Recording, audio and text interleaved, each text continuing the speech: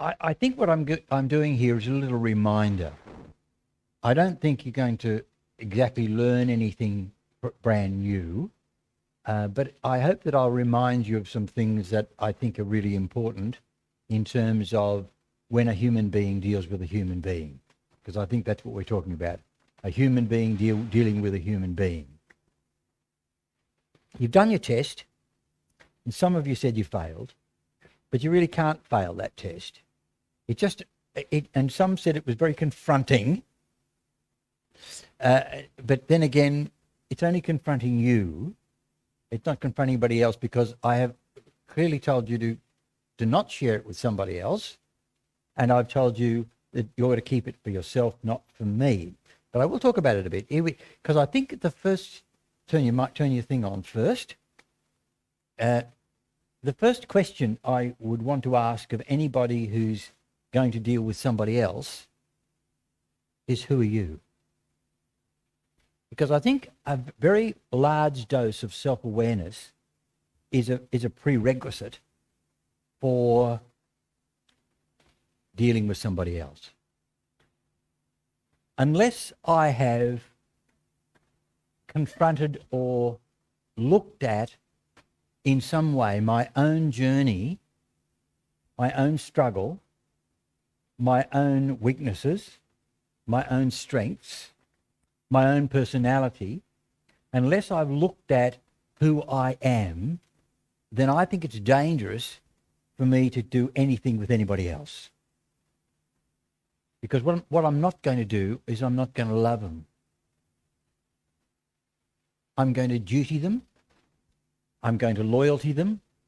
I'm going to advise them from my wealth of lack of knowledge. I'm going to try and teach them things that I've learnt, even though I've never learnt them about myself. So what really is important, that all this little test is set up to do, is to try and give some sort of ancient illustration of the importance of knowing who you are. So we've got these 4 headings, and they'll come into balance. I'm happy to tell you my balance, because that's okay. My strongest suit is sanguine.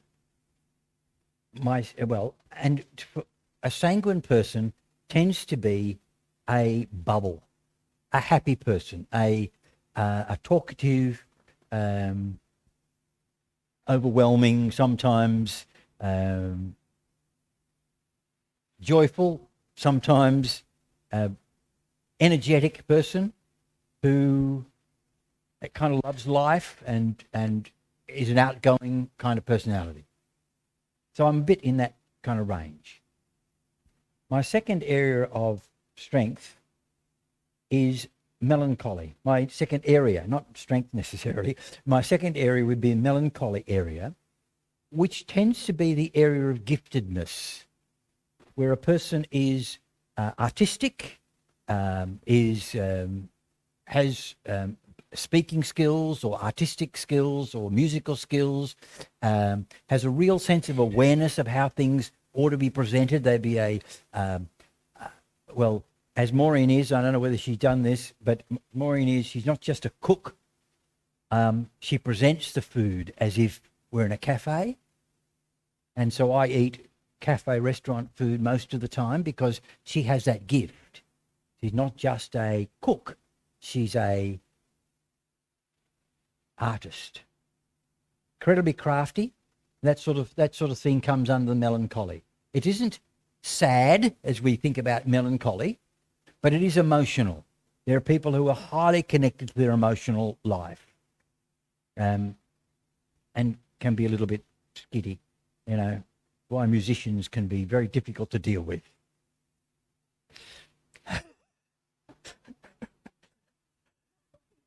No, not looking at anyone. My third area of personality type in this group is the choleric. Now, the choleric looks, in some ways, can look like quite negative, but this is a person who has a very clear sense of order. This person knows how things should be, can decide things how things should be, and tells you how things should be.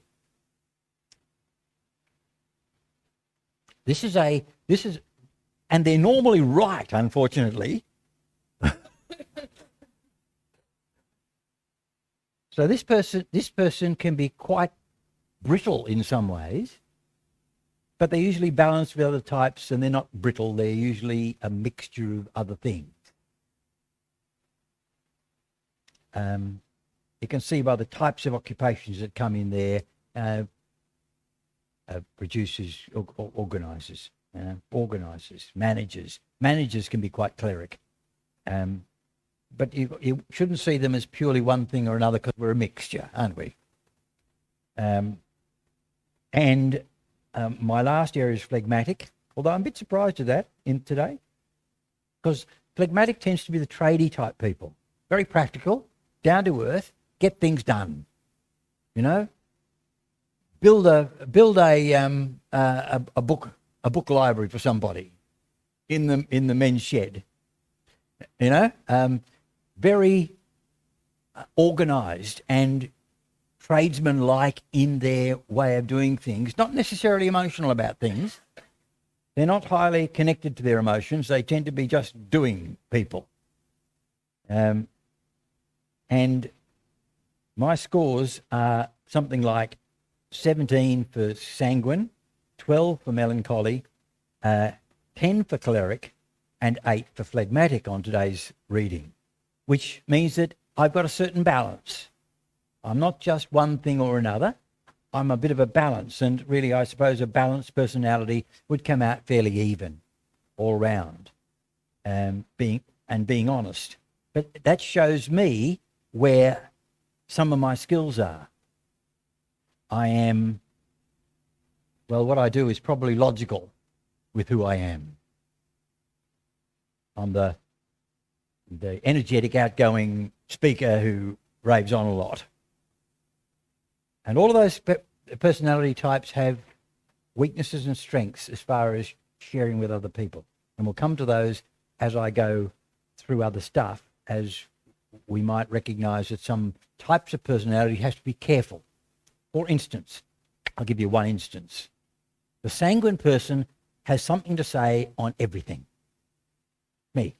Has something to say on everything. So when you're talking to me, I'm thinking about what I'm going to say next, because I'm focused on me and what I'm going to say, because I'm going to say something. So you tell me a story, I'll tell you a story. We call them counter stories. And for every one of your stories, I got 5 other stories I can tell you. So that the danger for me in pastoral care, caring for people, is I've got to carefully and deliberately, using my favourite word, I've got to deliberately switch off my stories.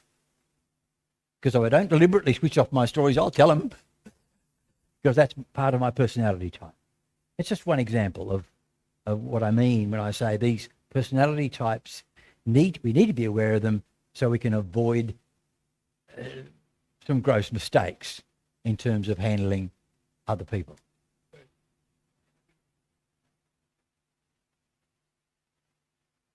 Who is? The Apostle Peter. I was worried about you getting into Peter, because there's too many Peters around this church for me to talk about Peter. The Apostle Peter, what would Peter be? I think Peter is, I'm going to say Peter is, I think he's phlegmatic. I think he's a practical man. He gets on with the job. He likes to get things done. But I don't know. We deal with people in a variety of, at different levels, depending on the nature of the relationship. Lots of people use different titles for these. I happen to think that the simple titles that we use every day are as useful as any other. If you think about it for a minute, if you are dealing with if you're talking to an acquaintance, what sort of things are you going to talk with them about? You can see that there's level of acquaintance. This is somebody you just meet as you pass by. What are you going to talk about? The weather.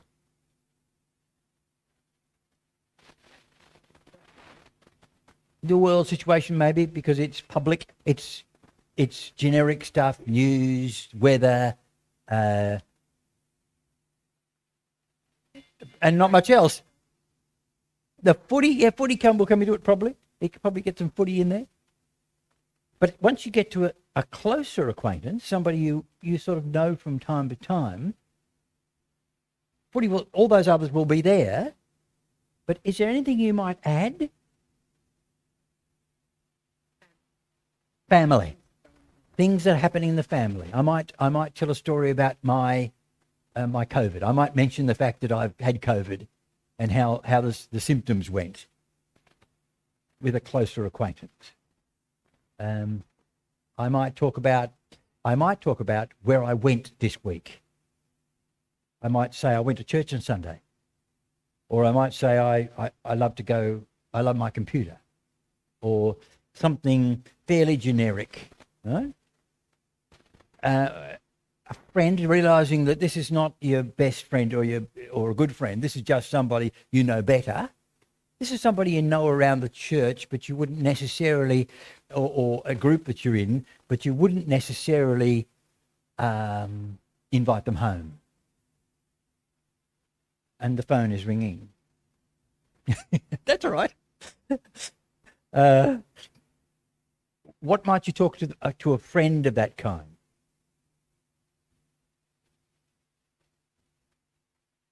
Gets a little closer. You can see it's all getting a bit closer. How many?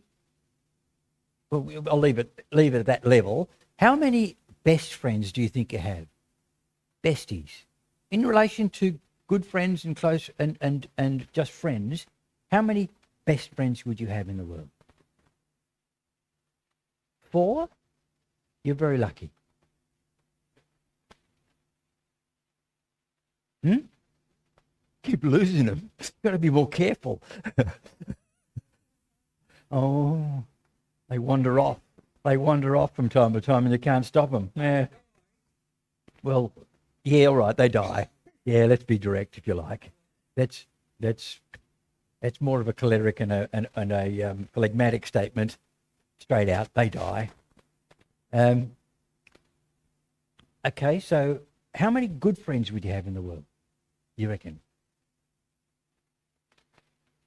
Well, if you think they're good friends. Only 4? Okay. I think we might be talking. We're not talking massive numbers.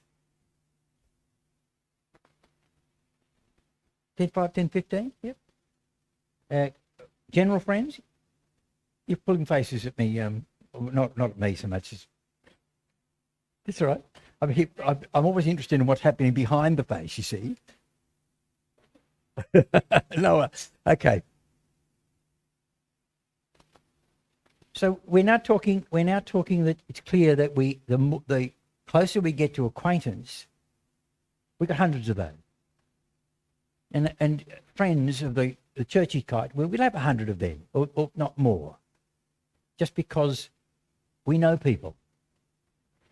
But when you get good friends, best friends, it gets a bit. I want to add one more to them. That's a pastoral carer. That's a helper. That's somebody who may have to deal with it. That's the minister. That's the ambo driver. That's the SES man. That's the policeman. That's the psychologist. That's the doctor. He's not your friend. He might get to be if you go and see him too often. But he's your helper. And when you think about that, when you've discovered a person you see as a helper, you share with them what you share with your best friend. The intimate details of your life. You don't expect it to be two-way. With your best friend, it's a two-way street. But with a helper, you're sharing stuff that is closer. Now, if you ever get into the position of being a helper for somebody, because that you earn more than title these days, in the past, in the Christendom world, the minister gets to be a helper by title. The doctor tends to get to be a helper by title. The psychologist, the same title. But if in the pastoral care sense, when we're dealing with somebody that we're visiting or talking to, if somebody starts sharing something really deep with you and they're not their best friend, then you're in the category of a helper. And then you feel incredibly privileged. Incredibly privileged because somebody's chosen you. Now, they expect you to be confidential about that. They expect you to be careful with their sharing, and we'll get to that. Now, I wanted to make that distinction between normal human relationships and the fact that sometimes in the caring roles that we have, even though they're informal, we get to be a helper. And that really is important. We have different types of conversation. There are planned ones and there are unplanned ones. Just happen along. Now, the way we approach those different activities are going to be similar but different. I'm going to run into somebody in the shopping. I went to spend some time with the blokes on Thursday afternoon in the shopping centre. That's a planned visit, even though it wasn't planned very long. I think Nathan and Fiona planned it for me, and we went over. Well, they told me about it, so we went. Nathan and I went over together, and we spent an hour or so with the blokes over there. Planned visit. What did we talk about? We talked in acquaintance terms mostly, and a little bit deeper to some degree. I mean, where I've been to church, where I haven't been to church, why I don't go to church, kind of sort of conversation, which is a little deeper than acquaintance. But that's the nature of that. I didn't give you any detail, did I? I just gave you general topics. I don't want to be doing anything bad. But you could also walk into the shopping centre over there and find that one of your acquaintances is sitting at the table having coffee, and you just go and join them. Can I sit with you? And that leads to a conversation. And those conversations are going to be slightly different in the way they operate because people are expecting something in one context and they're not expecting anything in the other. So we're actually looking at what that means. Now, I want to talk about some levels of stages that I think a visit goes through, or a conversation goes through. That's why I've said it, conversation or visit, dealing with somebody. The first stage of a conversation is rapport building, what we might talk about as chit-chat or what I call ping-pong. You hit the ball, I hit the ball. You tell a story, I tell a story. You take a shot, I interrupt. You laugh, I laugh, we play ping pong. There's no rules about ping pong. It just, in some degree, it just happens. We have a easy, happy conversation. Rapport building. We're building a relationship by talking about the weather, by talking about the footy, by talking about whatever happens to come along. Part of rapport building is trust testing. What the person is doing, who I'm talking to, and maybe I'm doing it too, is I'm asking this question. Will you listen to me?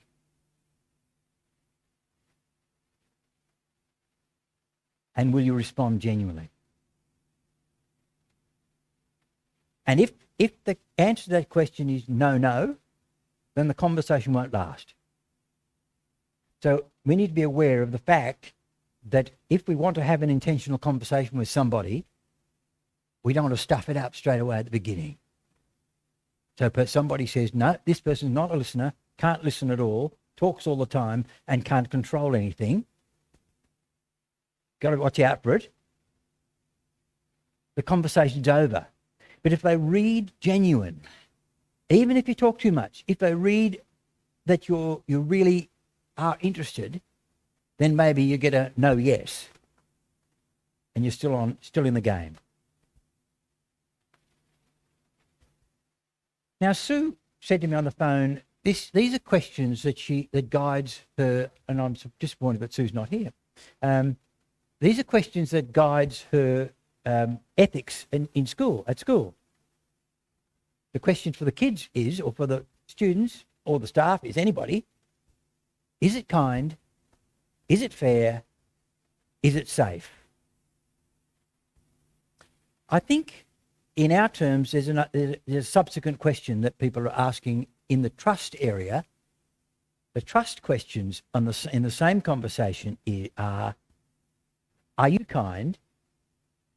Are you fair? Are you safe?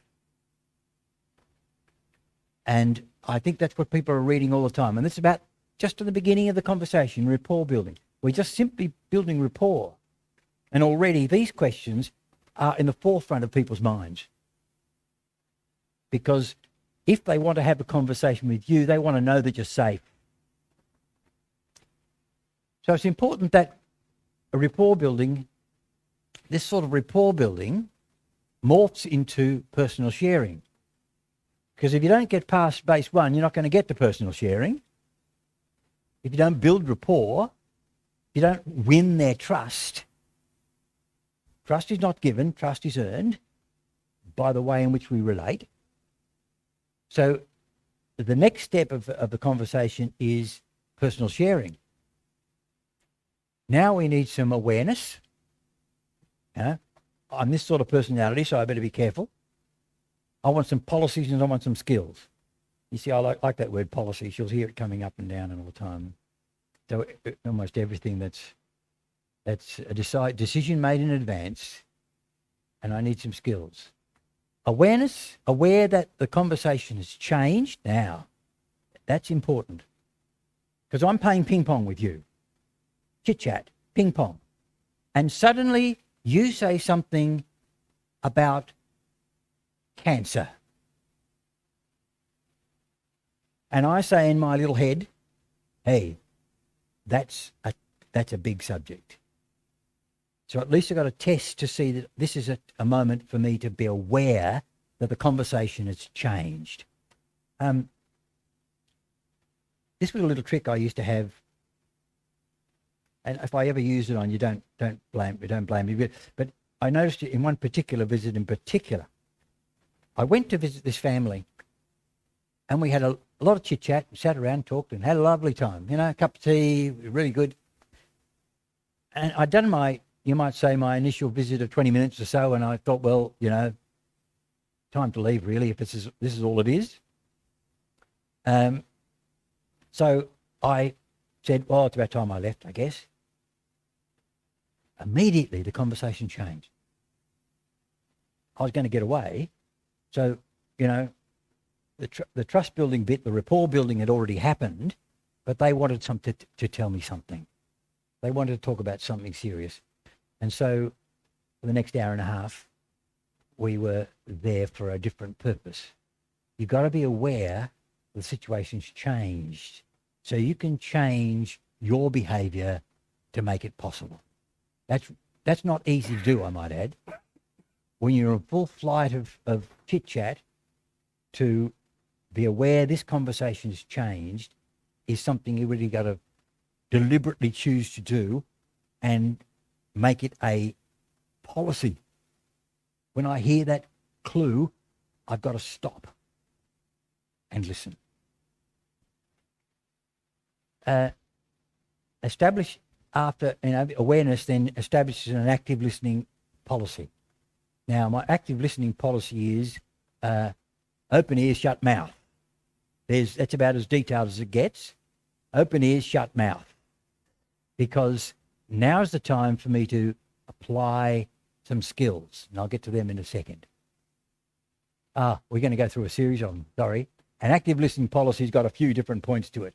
They're a bit small, aren't they? Open ears, shut mouth. Empathy, not sympathy. Now,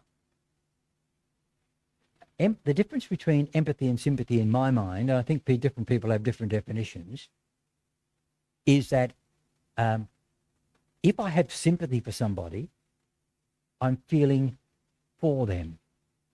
So they tell me their story, I cry. because I'm feeling for them. I know that they're suffering a great deal and I'm taking that on myself. Empathy is same, except that I'm maintaining a little distance. I'm listening, I'm identifying with their pain, but I'm not letting their pain become my pain. Because if I join them in their pain, then I become useless to them. I usually illustrate this rather grotesquely, so excuse me for the illustration.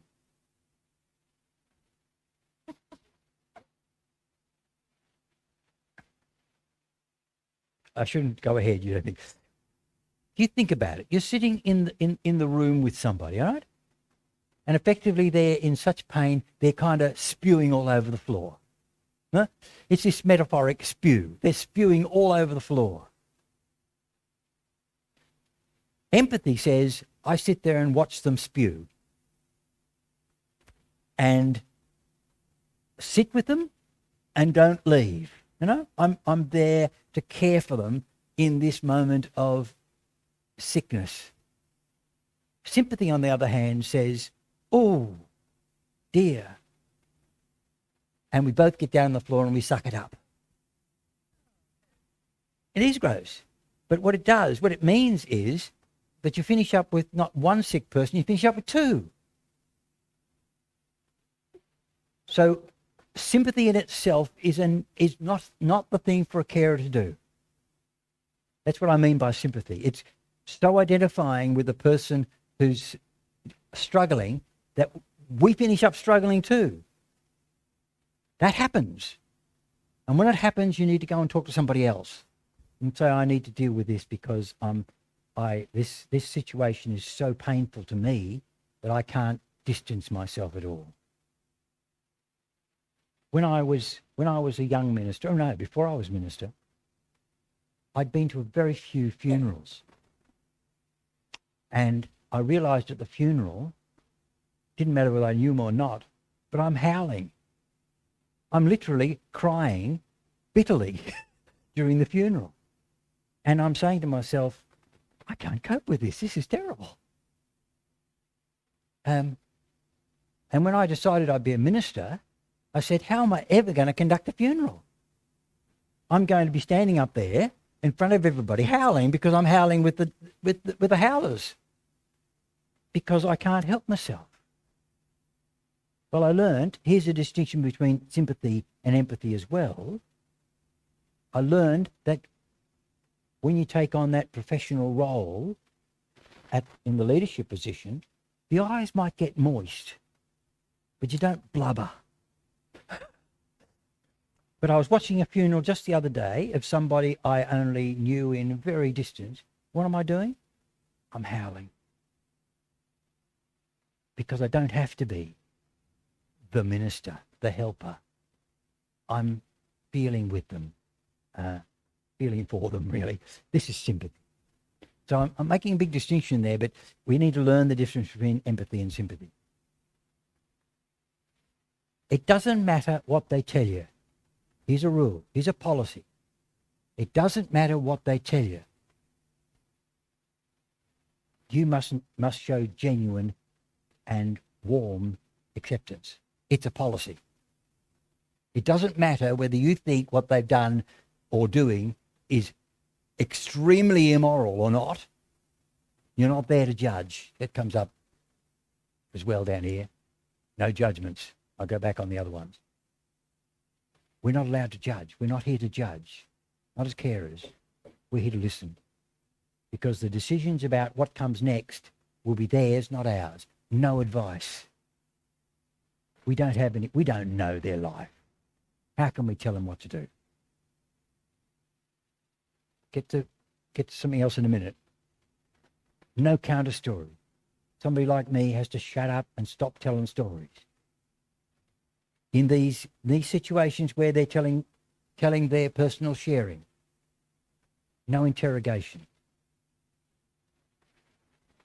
I think I was talking to Jackie the other day and I was asking about things and I said, in this lot you'll probably get me saying, something like don't interrogate. And I probably interrogated a little bit on the phone call, you see. So I was being a bit guilty of breaking my own rules a tiny bit. I was trying to find out some things.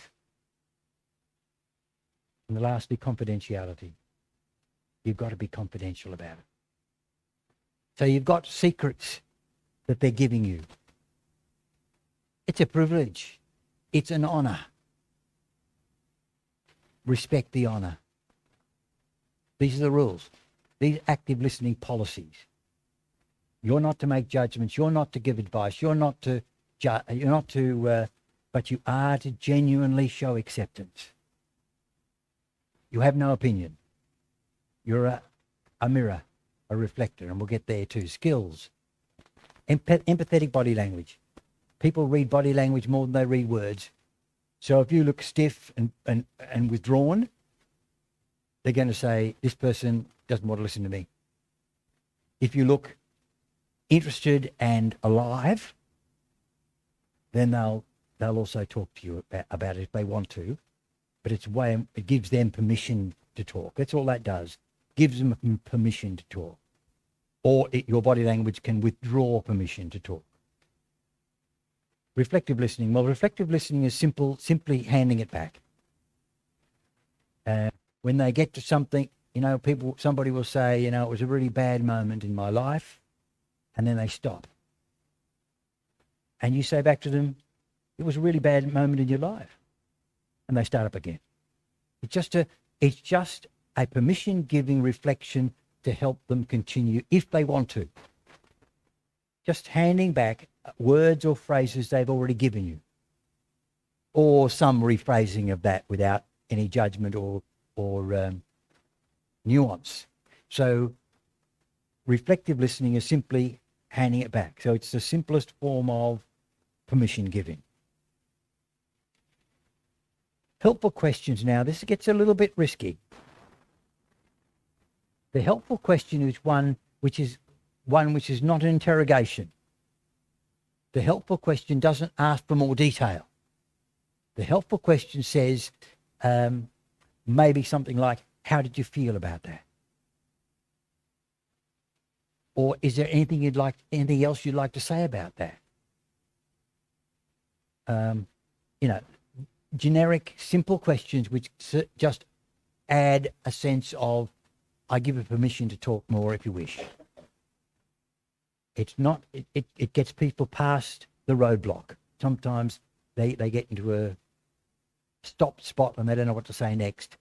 And if you can frame a helpful question, then that's worth, it's not to have any kind of push or pull in it. And I can't give you any more detailed examples than simply those sorts of examples. Anybody, you want to jump in and say something about that?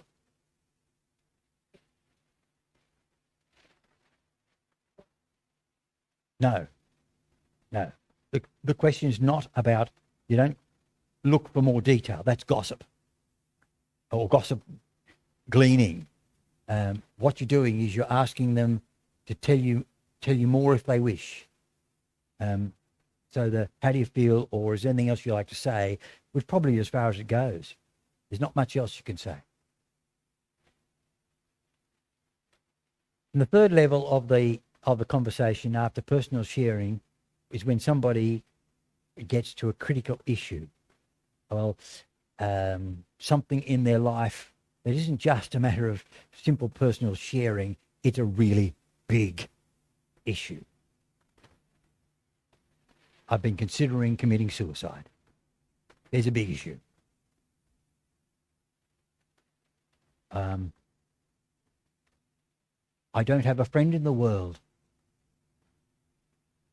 And I'm dreadfully, dreadfully lonely.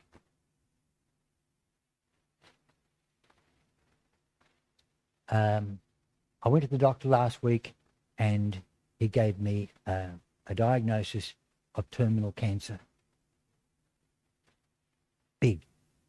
Big issue. This is not something that most of us can even deal with. Just leads to more awareness, more policies and more skills. Awareness of my own limitations. Am I adequate to deal with this? Most of us, pretty much all of us, I would say, in that critical area, the answer is no.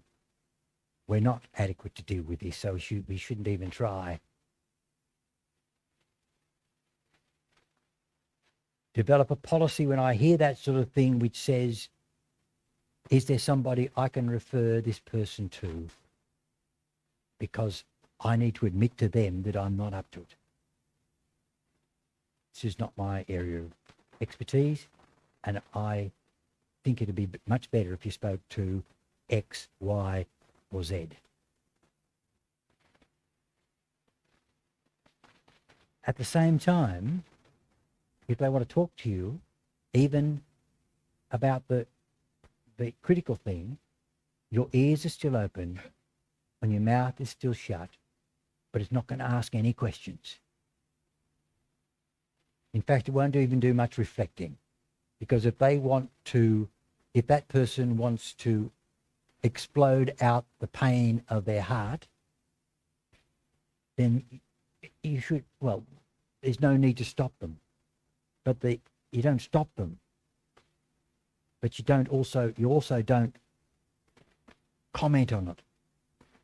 Because your only skill here is to be aware of the fact that you're not adequate, and that somebody else would be better if somebody else. So you let them talk, and then eventually say, "Who can I suggest you go and see the doctor, or you go and see, the minister."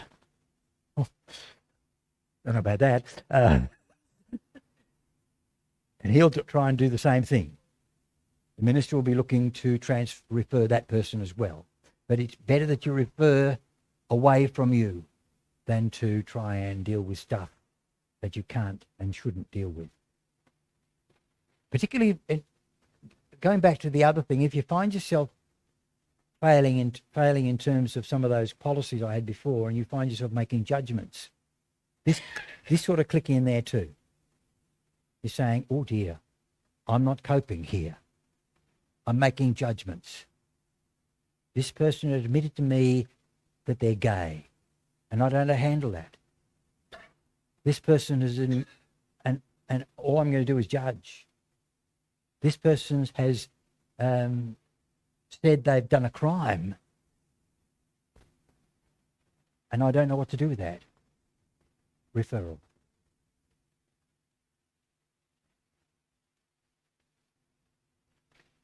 I thought I'd raise a few questions so that you can give you an example, so that maybe before we go home, you could raise a couple of questions yourself, right? The obvious questions are, in these contexts, whatever the context are, will I pray? Ask them if you'd like, would you like me to pray for you? Yes, you can do that. But you don't, if it's not appropriate or seem appropriate. If it doesn't seem appropriate in the context, I wouldn't even ask the question. But if it does seem appropriate, I would, and I do whatever they tell me. Because it can raise rancor, in the sense that if somebody doesn't want you to pray, then because they've got no faith, they don't think there's any purpose in this. What's the point? They become angry. And you don't want to build anger. A resistance. Praying might come later. Peter. Well, praying for yourself in the context, or praying about the context, is an obvious starting point. Thank you. Will I pray? Yes, I will. Beforehand.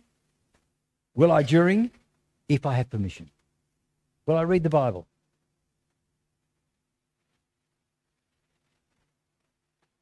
Will I read from the Bible? Depends. Yes, thank you. Where might you read from the Bible? Where do people often read from the Bible? I'm not sure it's a good thing, but they do often do it. They write Psalm 23 in what circumstance? When people are dying. Do you know what I'm likely to hear when somebody reads Psalm 23?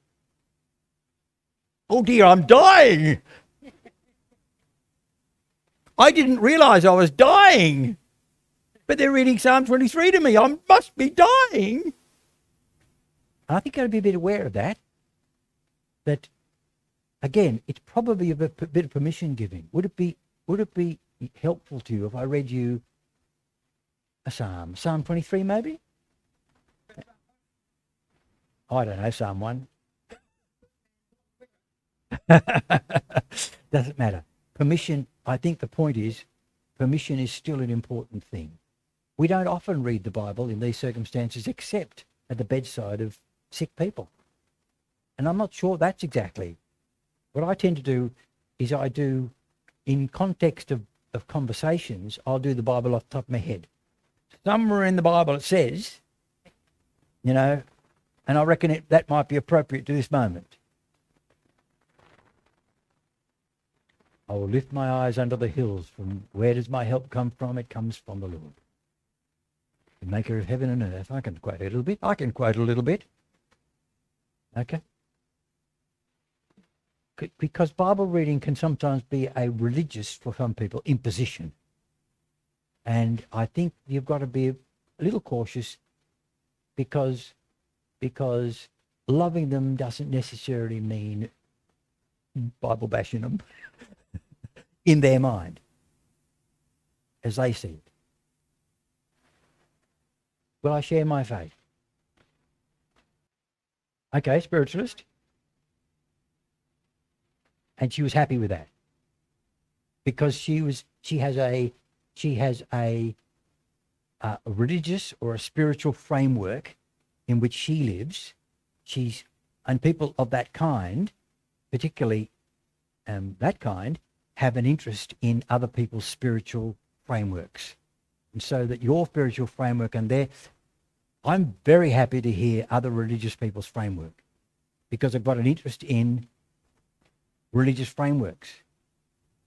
So I'd be very happy if somebody talked to me about their Jewish religious framework or their Muslim religious framework or their Buddhist religious framework and compare that and see where the similarities and differences are, because in my understanding or my experience, the similarities are vastly more than the differences. I don't think we're meant to be entirely mute. And a counter story or our own story can be helpful in the sense that it's an encouragement to continue to speak. Because part of the rapport building is that this person wants to know that I'm prepared to talk. I'm prepared to be open as well as listening. We need that bit of rapport building so the conversation goes on. It's just a question of whether or not I take over. Yeah, sometimes that can become a bit,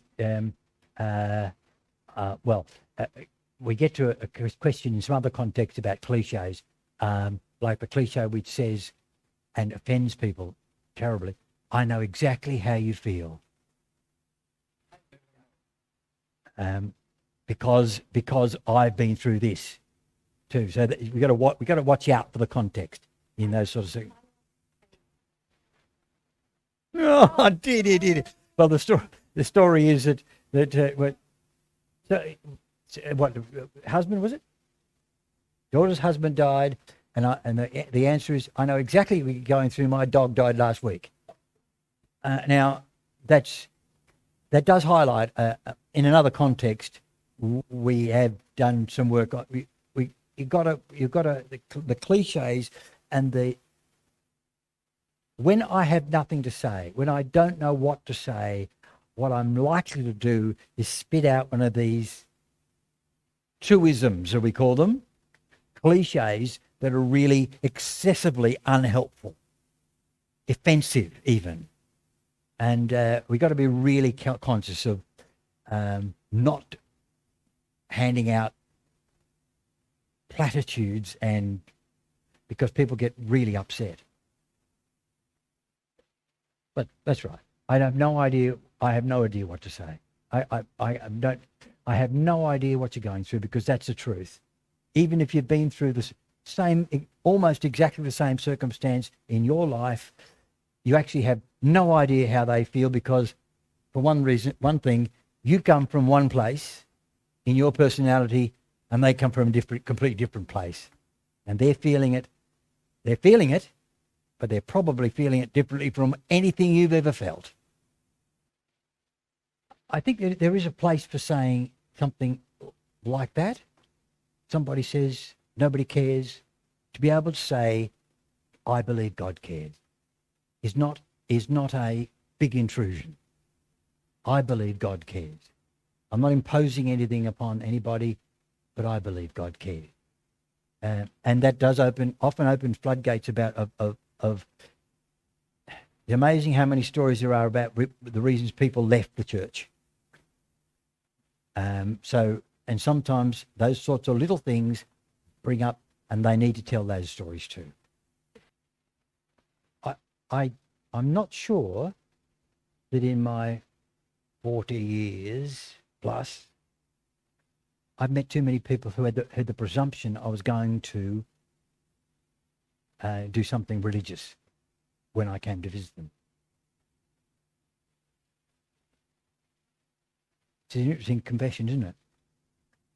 Even church members, the general context is when I go to somebody's house to visit, it's generally want to talk about life. And unless we're having a theological discussion, but that's a different thing altogether, then I'm not sure that I'm often asked for a godly word. I might offer one, but carefully, particularly in the context. If it fits within the context, I wouldn't be bringing a godly word out of context. If they start doing it, if they start sharing their faith, and I share back, and we share back and forward, we're doing theological ping pong. Theological ping pong is a good conversation. I love a theological ping pong because we're now talking about issues, but the issues they'll be talking about are probably important to them if they've raised it in terms of the nuances of the issues of suffering. You know, why does God allow suffering? Did God create the world in 7 days? You know, the chestnuts of the past are still around, and conversations like that are a conversation like that, and it's people sorting out stuff, and that's important that a person who's theologically astute or has got some theological perspective shares that in that context. I've said when appropriate and only with permission and for all of those. I thought I'd put that line up because there it is. All right, has this conversation raised any questions or thoughts? And we're getting on for 1:45, so I'm going to think I'm running out of time at 2. I've putting a proposal to the elders that we establish a friend strategy. Now, some of this friend strategy already happens and already should happen within the visiting framework that exists in the life of the church. You've already got lists of people. Certain people have got lists of people for whom they're responsible to care. Not to visit every week, but to care. The elders plus a few. Those people would be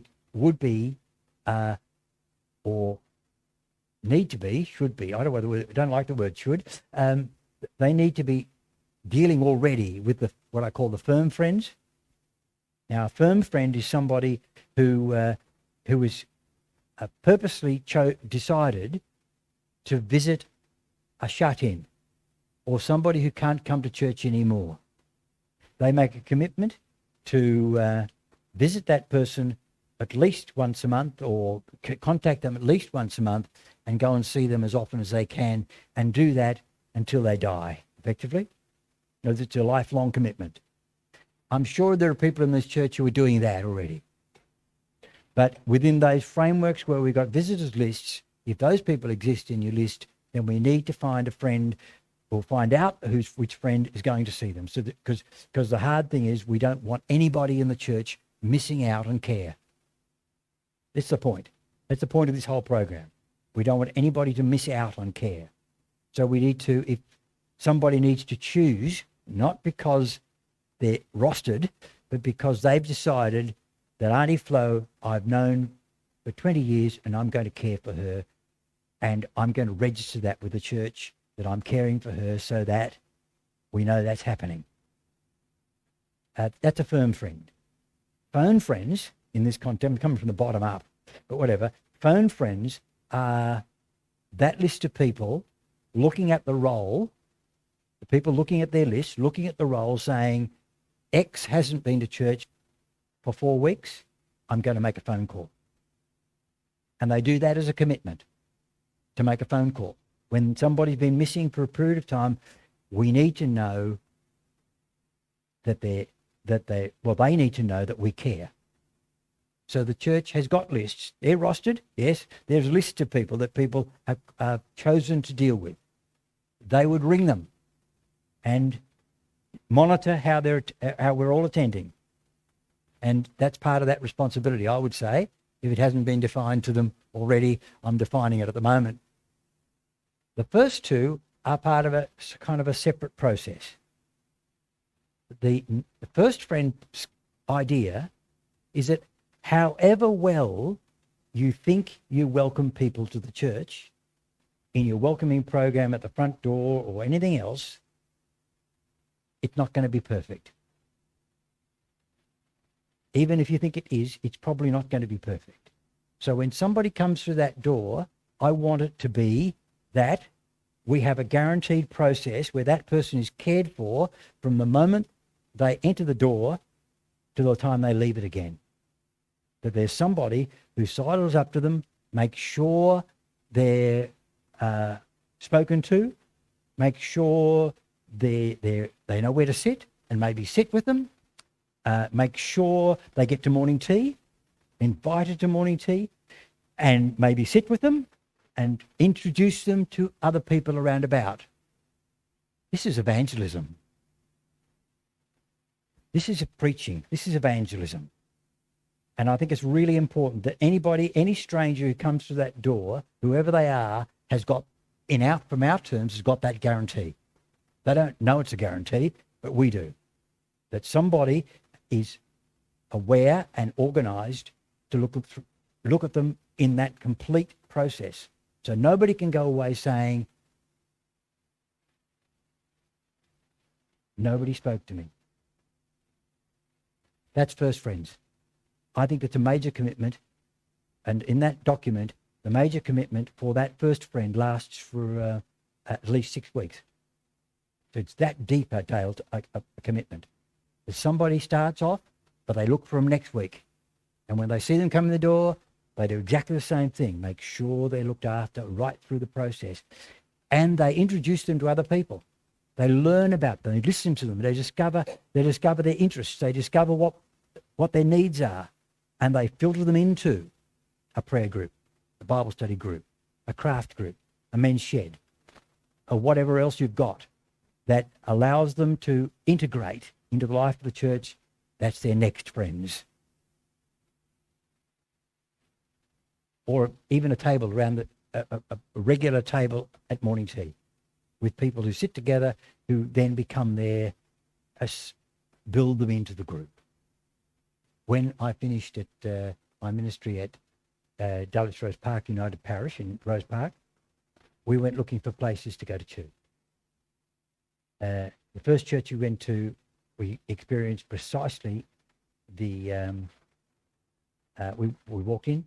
I was not an unknown person in that context, yet virtually nobody spoke to us. Nobody invited us to morning tea, and it didn't happen. We never went back.